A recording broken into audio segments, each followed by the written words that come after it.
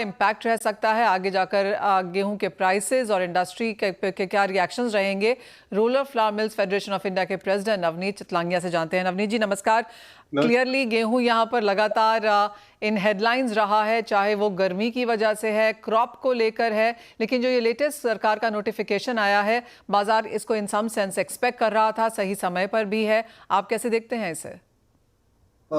वैसे तो देखा जाए हम इस समय लीनेस्ट पीरियड ऑफ वीट साइकिल से गुजर रहे हैं।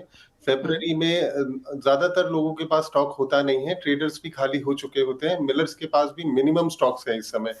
तो इसका इफेक्ट जो है वो मिनिमम आएगा, इतना बहुत कोई इफेक्ट आने वाला नहीं है। ट्रेडर्स के पास में कोई बहुत ज्यादा माल है नहीं, और जो है वो ऑलरेडी ऑफलोड करते जा रहे हैं, माल मिलों को देते जा रहे हैं।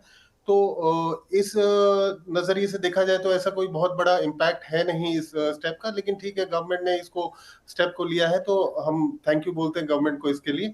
लेकिन जो इम्पैक्ट आएंगे मार्केट में वो इससे नहीं आकर के, बल्कि ओएमएसएस में थोड़ा सा गवर्नमेंट और फोकस करे और क्वांटिटी ज्यादा दे, उससे ज्यादा बेटर इम्पैक्ट आ सकता है प्राइसेस को लेकर के और अवेलेबिलिटी को लेकर के।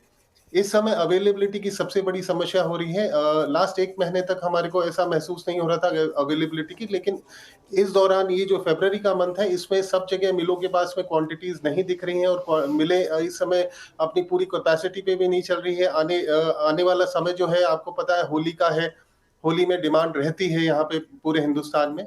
तो उसके देखते हुए हम तो सरकार से यही गुजारिश करेंगे कि इसको स्टेप को लिया बहुत अच्छी बात है, लेकिन इसके साथ साथ वो ओएमएसएस में भी थोड़ा सा फोकस करके और उसमें क्वांटिटीज बढ़ाएं, ऑफर क्वांटिटीज बढ़ाएं। मिलों को जो पर बिड कैपेसिटी दे रखी है अभी तक 400 एमटी की दे रखी है, उसको बढ़ा करके 600 500 600 कहीं पे भी करें, और उसको थोड़ा सा फ्री करें जिससे सबको माल मिल सके। नवनीत जी, एक और चीज़ है फसल को लेकर, आपका क्या आंकलन है? किस तरह की वीट प्रोडक्शन हम इस बार देख पाएंगे? क्योंकि जो इंडस्ट्री है जिनसे हम लगातार बात करते रहते हैं, उनका मानना है कि 100 से 120 125 तक यहाँ पर रह सकता है। आपका क्या आंकलन है? मैडम, हमारी अभी एक इनिशियल रिपोर्ट आई है, हम लोग भी सर्वे कराते हैं अपनी एजेंसी से, तो इंडिपेंडेंट एजेंसी, उनकी जो रिपोर्ट आई है उस हिसाब से अभी तक कोई भी क्रॉप में नुकसान नहीं है। 1-2 डिग्री टेम्परेचर जरूर थोड़ा सा ज्यादा हुआ है, लेकिन उसका कोई इफेक्ट बोल करके अभी है नहीं। थोड़ा सा जो उन्होंने हमारे को ये दर्शाया है वो दिखाया कि भाई यूपी में थोड़ा सा फर्क आ रहा है, लेकिन उसके अलावा सारे स्टेट्स बहुत अच्छे चल रहे हैं। क्रॉप साइज भी अच्छी है, and we expect robust crop this year again. 3-4% crop बढ़ना चाहिए अभी तक के अनुमान के हिसाब से।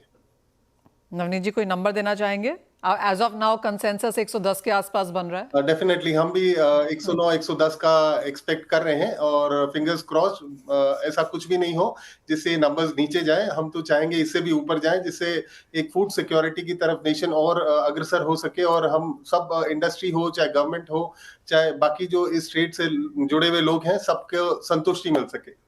नवनीत जी, एक और चीज़, यहाँ पर प्राइसेस कैसे देखते हैं आप गेहूं के? पिछले साल के कंपैरिजन में हमने एक बढ़त आते हुए देखी है। कितना भाव बढ़ चुका है यहाँ पर गेहूं का, और यहाँ से इस फसल को देखते हुए फिर क्या सेंस बनती है? डेफिनेटली मैडम, जहां तक प्राइसेस का सवाल है, इस साल प्राइसेस को अच्छा मूव देखा अपन ने प्राइसेस में गेहूं को लेकर के, और जिस हिसाब से एमएसपी को सरकार ने बढ़ाया है, और आपने देखा है कि 2 स्टेट्स में उन्होंने बोनस भी दिया है 150 रुपए का। तो इसको देखते हुए हमारा अनुमान है कि प्राइसेस तो नीचे नहीं होंगे, क्योंकि फार्मर्स भी उसको एमएसपी से ऊपर ही बेचना चाहेंगे गेहूं। तो प्राइसेस को लेकर के हमारा ये मानना है कि प्राइसेस तो बढ़ते हुए से दिखते हैं, एमएसपी के लेवल से बढ़ेंगे ही बढ़ेंगे, और ऐसे ही मूव होना चाहिए इसमें। नवनीत जी, आप बहुत जल्दी यहाँ पर एक इवेंट भी लेकर आ रहे हैं। किस तरह, क्या एक्सपेक्टेशन है, किस तरह का डिस्कशंस और क्या कुछ अचीव करने की कोशिश है इससे?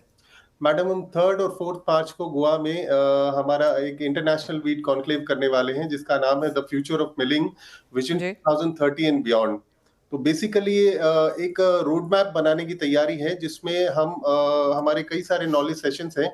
उसमें एक बहुत नॉलेज सेशन है पब्लिक पॉलिसी के तहत हम सरकार को भी हमने इनवाइट किया है कि वो भी आए। हमारे मिलर्स भी रहेंगे हमारे साथ में, जो बाकी जो इस ट्रेड से संबंधित लोग हैं, जैसे स्टॉकिस्ट हैं, ट्रेडर्स हैं, एमएनसीज हैं, सब रहेंगे। और हमारा ये है कि वहां पे अपने सारे विचार शेयर करें, और सरकार से मिल करके ये आग्रह करें कि एक ऐसी पब्लिक पॉलिसी बनाएं जिससे इस इंडस्ट्री को हम एक मार्गदर्शन दे सकें, और इस इंडस्ट्री को हम ग्रोथ दे सकें।